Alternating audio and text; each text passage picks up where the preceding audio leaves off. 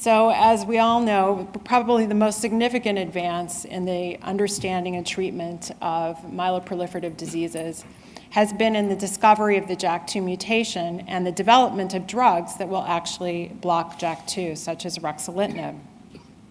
And when we initially heard about this, we felt that we had hit the rainbow, that maybe this would be like imatinib for CML, that we would have a targeted therapy and it would make the disease go away.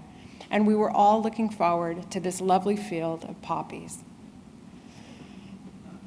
But as we go through the history of what's gone on with the JAK2 inhibitors, we find that the yellow brick road is a little bit more crooked and difficult than we had originally hoped for. I'll start in talking about the COMFORT-3 trials of Ruxolitinib for myelofibrosis, or the phase 3 COMFORT trials for Ruxolitinib, the COMFORT-1 trial, which was the American trial, which was a randomized double-blind placebo-controlled trial, versus the European, which was a randomized open-label compared to best available therapy.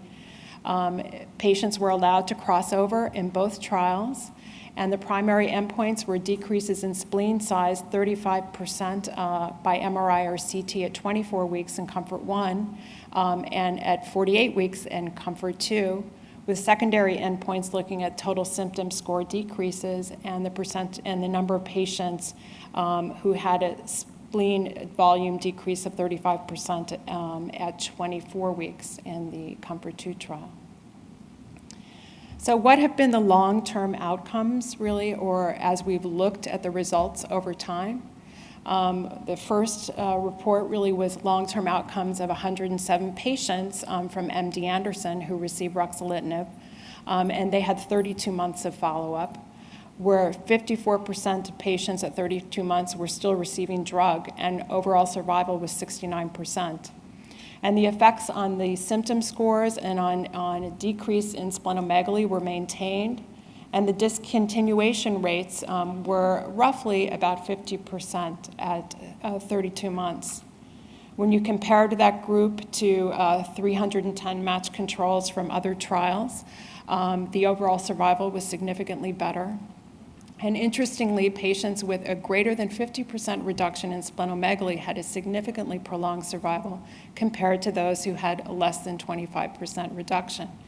And you can see that in the graph here, that those patients who had a greater than 50% reduction had a much better overall survival than those patients who had a less robust response in the spleen. Looking at the 2-year follow-up of the COMFORT-1 patients, there were 300 patients and 100 patients were still on drug at 2-year follow-up.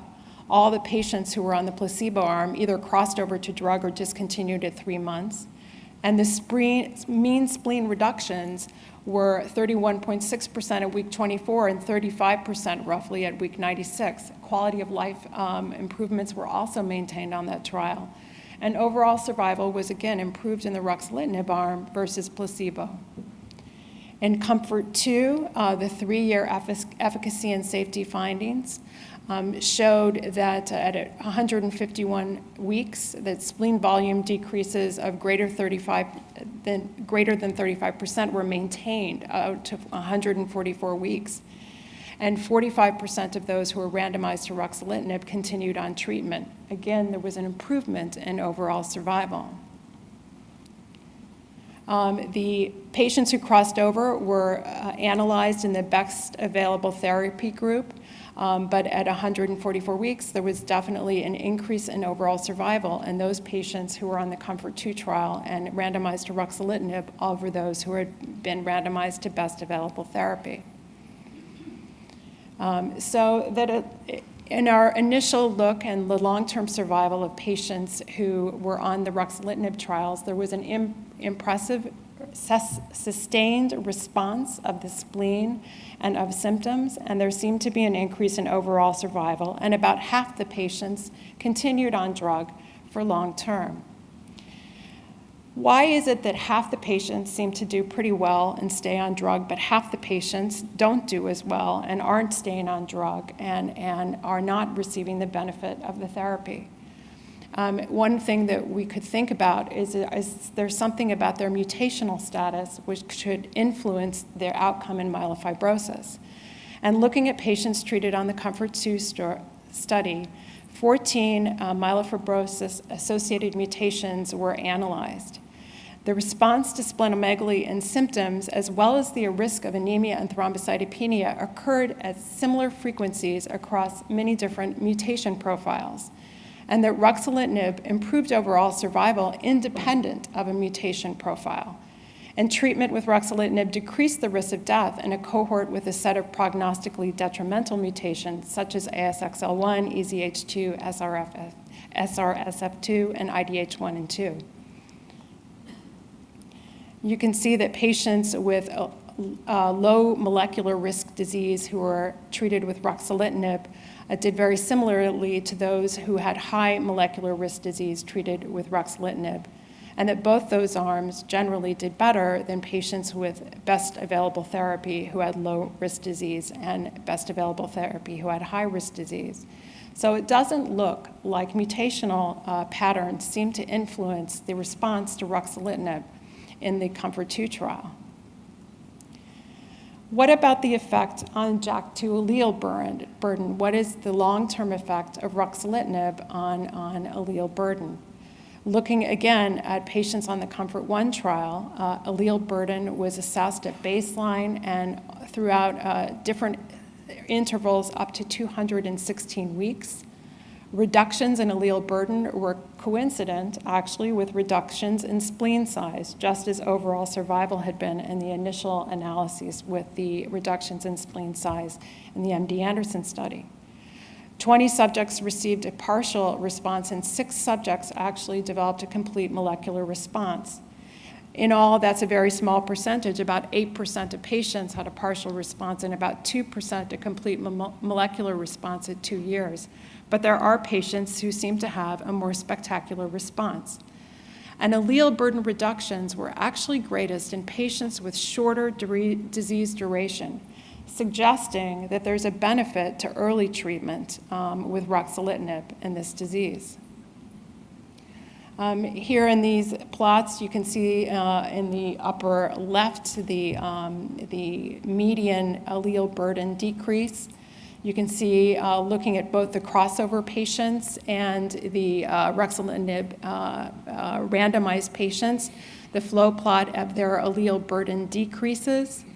The patients who had a complete response, you can see that their reduction in allele burden was steep and very satisfying, and that the reductions in spleen size were actually correlated with the reductions in allele burden. There have even been case reports of complete remission in patients who had this particular patient who had a JAK2 and IDH2 positive myelofibrosis, and a letter, a woman that was diagnosed with PV at age 44 and had aggressive disease with 10% blasts, karyotypic abnormalities, and a high JAK2 allele burden, who was enrolled on a phase 1/2 ruxolitinib trial, and at 24 months showed significant improvement in the bone marrow, and at 88 months had a complete response. So oftentimes when I talk to patients about ruxolitinib therapy, I mention that it's really more of a palliative therapy than a curative therapy. But it does look like for a small subset of patients, the ruxolitinib may be a curative for myelofibrosis. What are the lessons we've learned from treatment of myelofibrosis patients with ruxolitinib? Patients had durable clinical responses for up to 3 years with reductions in splenomegaly and symptom scores that were sustained. The overall survival of patients on ruxolitinib was improved. Patients with a decrease in spleen size over 25% may have the greatest survival benefit and a decrease in allele burden. And responses are similar across patients with different mutation profiles. Overall survival is improved in Rux-treated patients regardless of their mutation profile. The greatest benefit may be in patients who have shorter disease duration, raising the question of whether we should be treating these patients earlier. And case reports are emerging of patients who've achieved a CR on ruxolitinib. approximately 50% of patients can achieve a durable response. So where do we look from here? Where do we go from here? What happens if we treat earlier phase disease, if we decide to try and treat PV and ET? In general, we choose to treat these diseases when the prognosis is poor. Older age, history of vascular events, high white counts, increased JAK2 allele burdens, abnormal karyotypes, and potentially high-risk gene expression profiles. We want to prevent vascular events, but as we know, that's a tricky business. We want to decrease contribution of splenomegaly to morbidity. We'd like to decrease the burden of symptoms. And especially, we'd like to decrease the likelihood of progression to myelofibrosis and to acute leukemia. The response trial, somehow or another, I'm not getting correlation between the two screens. This is slow. So the response trial was the trial where Ruxolitinib was used versus any standard therapy for the treatment of Polycythemia Vera. Patients to be eligible had to be resistant or intolerant of hydroxyurea. They had to require phlebotomy and have splenomegaly. They were randomized to Ruxolitinib, 10 milligrams BID versus best available therapy. They were analyzed at week 32. There was a primary endpoint, was a composite endpoint of hematocrit control and a 35% reduction in spleen volume at week 32, absence of the need for phlebotomy. The secondary endpoint was a proportion of subjects who met the primary endpoint and maintained it up to 48 weeks. And a secondary endpoint was a proportion of subjects who achieved a complete hematologic response at week 32, defined by hematocrit control, resolution of leukocytosis, and platelets under 400. And the results were impressive, that the composite endpoint was met at 32 weeks by 20.9% of patients, that 38% of patients roughly had a decrease of 35% or greater in spleen reduction, and almost 2/3 of patients had control of their hematocrit.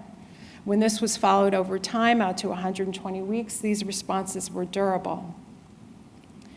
Symptom scores were also greatly improved. All 14 symptoms that were measured by the symptom score evaluation were improved in 49% of patients. 64% of patients actually had control of cytokine symptom clusters, and splenomegaly was improved in 62%. Interestingly, really vexing and difficult symptoms to treat, such as itching, were improved significantly on the Ruxolitinib arm. The adverse events, in general, the non-hematologic adverse events were much worse in the standard therapy arm than they were in the Ruxolitinib arm. The development of anemia was slightly greater in the Ruxolitinib arm as opposed to those in the standard therapy arm. Certainly, certain symptoms like pruritus, which are so difficult to treat, were improved in the Ruxolitinib arm over the standard therapy arm. JAK2 allele burden response was also measured on this trial. At week 32, there was a change in JAK2 allele burden on the Ruxolitinib arm of 12.2%, decrease in comparison to the standard therapy arm of 1.2%. And over time, out to week 112, there was a maximal mean change of 34.7% in the Ruxolitinib treated arm. At ASH, there was a report of patients with Polycythemia Vera and essential thrombocythemia where there were some complete and partial responses, molecular responses. 22 patients were evaluated on a phase 1/2 trial of Ruxolitinib in PV and ET patients. There were 11 with each disease. 19 patients were followed for more than 5 years, and JAK2 allele burden decreased a mean of 19% and 22% from baseline at 36 and 60 months. And among the 13 patients with sustained reduction in allele burden greater than 25% at 60 months, the mean allele burden decrease was 48%. 3 patients, 1 PV and 2 ET patients, had a 50% reduction at 2 years and developed a CMR at 5 years. So the top part of this graph looks at the 13 patients who actually had a molecular response, showing that the molecular response deepened over time, and that it really wasn't until 60 months that these patients actually achieved a roughly 50% response rate. The graph below is of the 3 patients who developed a complete response. Again, a relatively steep decline, but it takes time to develop a complete response, out to 60 months in all of these patients. I look forward to future studies looking at Ruxolitinib in Polycythemia Vera and in ET. The 5 and 10-year follow-up on the response trial, I think, is going to be very important. Do patients actually maintain their responses? Do they develop resistance? Are there escape mechanisms? And do they tolerate the drug for this period of time? The Response 2 trial is ongoing, which is enrolling PV patients who are resistant or intolerant to hydroxyurea without splenomegaly. It will be interesting to see what the initial results are on this trial, but especially interesting will be the long-term follow-up of patients. When we think about treating patients early with Polycythemia Vera with an $8,000 a month drug, we really need to see over time that we have a significant response. At ASH, there was a small study presented combining interferon with ruxolitinib. We look forward to larger studies, seeing whether or not the combination actually is more effective than either drug alone. Also, combinations with azacitidine, pomalidomide, and pabinostat were presented at ASH 2015, and all the combinations looked feasible. Again, we look forward to results from larger trials where we look at these combinations. And can we get more of these patients into a deeper molecular and symptomatic response?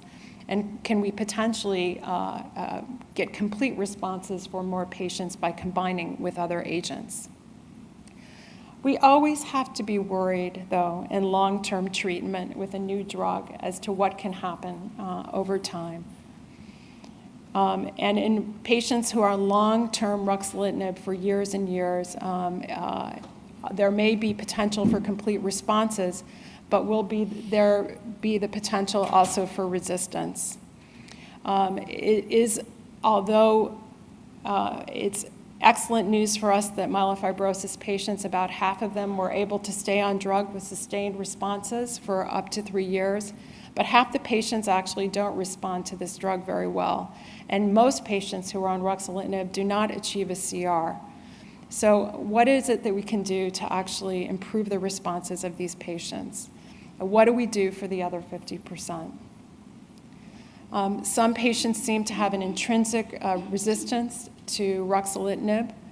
We worry that with prolonged usage over many, many years, the possibility of secondary mutations in JAK2 can occur, just as we have seen in CML patients who are treated with imatinib.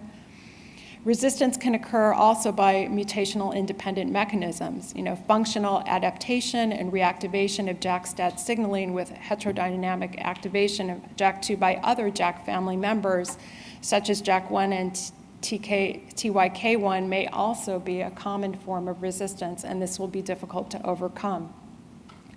There are other JAK2 inhibitors which have been in clinical development. They might be superior potentially to ruxolitinib. It certainly looked like pacritinib was an exciting drug. The PERSIST-1 trial demonstrated that pacritinib was superior to best available therapy, even in patients who had severe thrombocythemia, which is a contraindication for treatment with ruxolitinib, for control of their splenomegaly and their symptoms. And all patient subgroups of MF basically benefited from the therapy. Unfortunately, the PERSIST-2 trial was stopped by the FDA, and the drug was withdrawn because of an increase in intracranial hemorrhage, cardiac arrest, and heart failure in the crossover arm. So the future of pacritinib is unclear in MPN patients. Myeloproliferative is also a JAK1 and JAK2 inhibitor, which has been evaluated in the treatment of patients with myelofibrosis. And an update on phase 1/2 trial shows that patients remained on study for a median follow-up of 507 days, and the median onset of spleen response and duration of transfusion independence was not reached. The median duration of spleen response was 324 days. Interestingly, a major side effect of this drug was neuropathy, and how well this will be tolerated over time, we'll have to see it with follow-up. Certainly, they're excited about this drug because I continue to be contacted by reps who are interested in the marketing of this drug. So conclusions, data is accumulating in MF, PV, and ET patients that ruxolitinib can lead to complete remissions in a few responding patients. The response data shows efficacy for PV patients, and it will be important to obtain long-term follow-up data, 5 and 10 years, to see what the results are in PV patients, and to look at the response to patients who are enrolled without splenomegaly and what their response is through time. Can the response be improved by using different inhibitors or combining with other drugs? Allele burden and decrease in spleen size seems to be an important component of response in PV and ET patients, and should we be monitoring that? And I think we need to study those patients who are super responders, who are actually getting complete responses to ruxolitinib, as well as those who are resistant to therapy, and try and figure out how we could potentially improve the treatment through combinations and other machinations. We have not yet reached Oz in our treatment of the myeloproliferative diseases, and we're looking forward to a new era, hopefully, where we understand better who those patients are who will respond and what we can combine these drugs with to get a better response, a deeper response, and a longer and maybe cheaper response in most of our patients. Thank you for your attention.